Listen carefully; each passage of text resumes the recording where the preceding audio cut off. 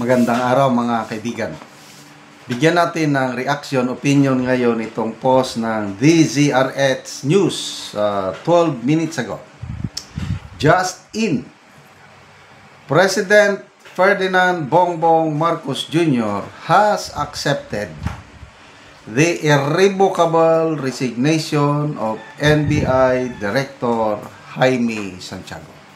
Okay, so ito, matagal ko na itong minomonitor na kailan kaya tuluyang aalis si Director Santiago sa NBI. Kasi irrevocable yung kanyang resignation eh. Ngayon lang ito, na-confirm na, tinanggap na. Siguro, nakapili na si Presidente ng ipapalit. Okay? So, mamaya pag-usapan natin sino ay papalit. Dito muna tayo sa service reputation ni Director Santiago. Ang daming Pilipino na humahanga. Isa na ako sumasaludo sa katapatan ni SPO4 Santiago, yung nagawan siya ng pelikula. Talagang sharpshooter. Yan yung mga glory days ng ating kapulisan.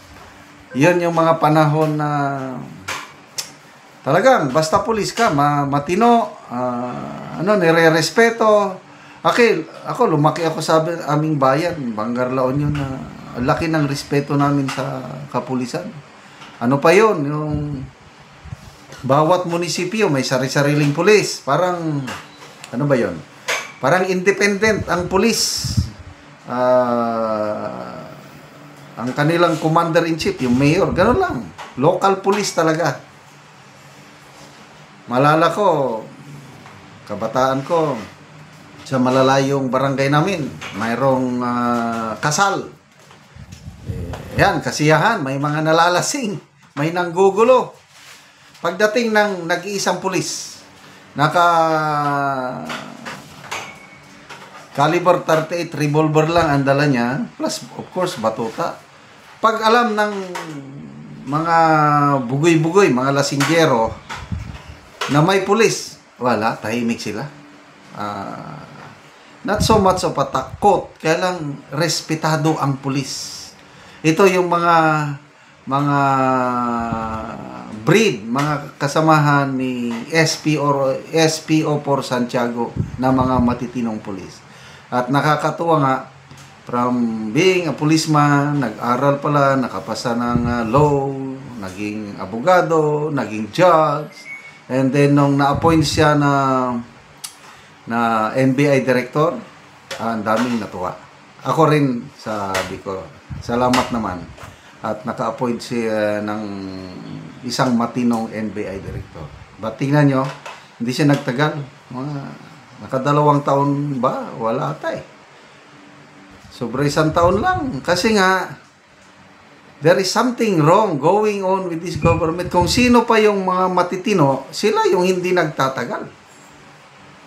Kaya tuloy, irrevocable resignation.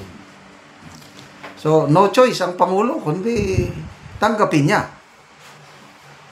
At ito na ang next question, sino kaya ang kapalit? May nabasa ko dito na Santiago out, Diwata in. Si General Torre ba? Anong posibilidad nga siya ang i-appoint? Eli Portillo, sabi na General Torre in. Alimar Mabida, di na kaya yung Bendilo. Alvin Carolio, sa wakas, alis na dyan.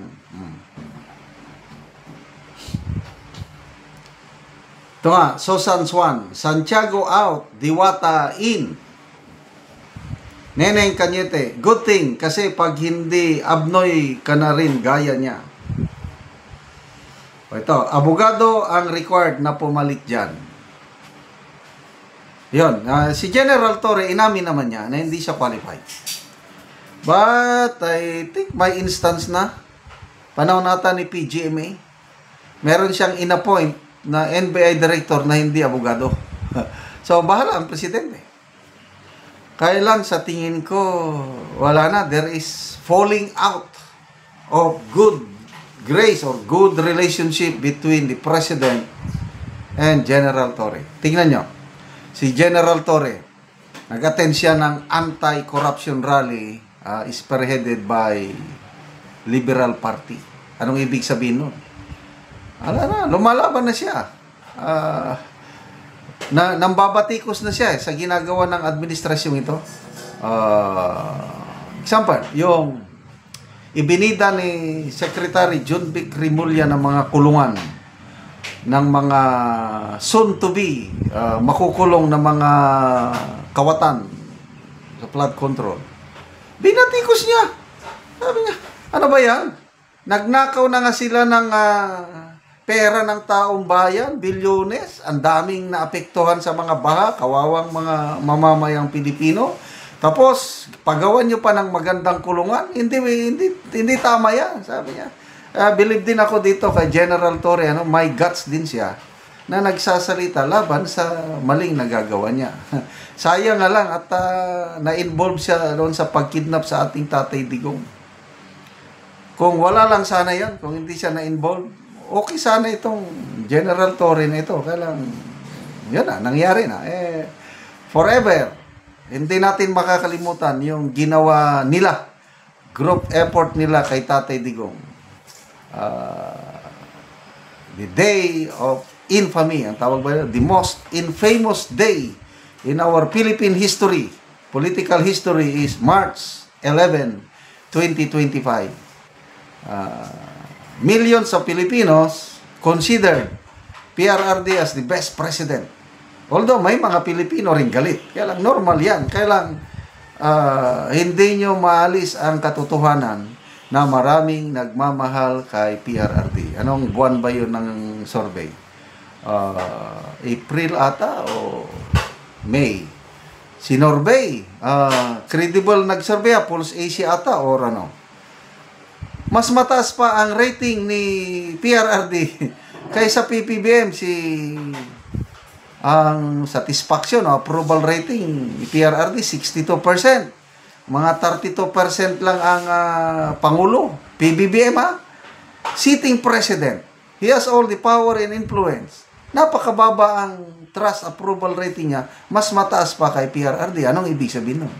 Maraming Pilipino na nagmamahal sa ating Tatay na Digong. Salamat mga kaibigan sa inyong pagsubaybay sa ating channel. Nakakatulong kayo ng malaki sa tribong Talandig ng Bukidnon. Dahil ang income natin sa channel na ito is pantulong po sa tribo. Namimigay tayo ng libreng yero at pako para ang tribo makapagpatayo naman ng mas maayos na tirahan. Panoorin niyo ang video na ito. Muna ni ang yero nga ipanghatag sa mga tao. So, muna ni sila ang tagaan. Una ni sila.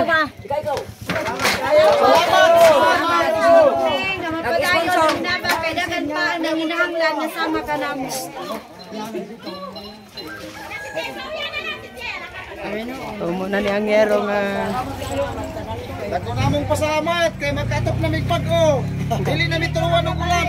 Ang mga daan sa makaano kayo sa nag-sponsor ani. Kay nakabalay na gid mi. Namong pasalamat sa Ginoo. Og sa nag-sponsor ani nga sen. Og sa nagdumala. Daghang salamat. Kayo. Salamat sa pagkatag og sen. Salamat kayo. Sa Ginoo daghang salamat. Salamat kayo sen. Dili na ni ulanan kinanay bago. Salamat kayo. Salamat. Salamat kayo. Sa nag-sponsor ani, salamat.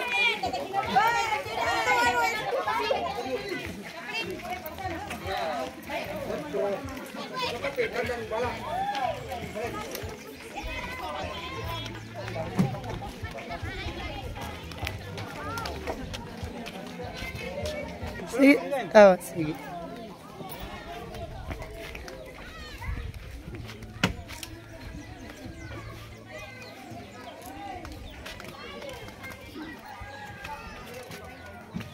Salamat sa Ginoo kay nagkatop gyud mig bag-os nga sen. Salamat na sa naghatag og sa nag kuan nag ubad ka na mo dire. Sukad pa sa una wa ko'y balay karon pagyud ko nakagbalay nga naay sin panalangin sa Ginoo. Okay, Col. Salamat, Col.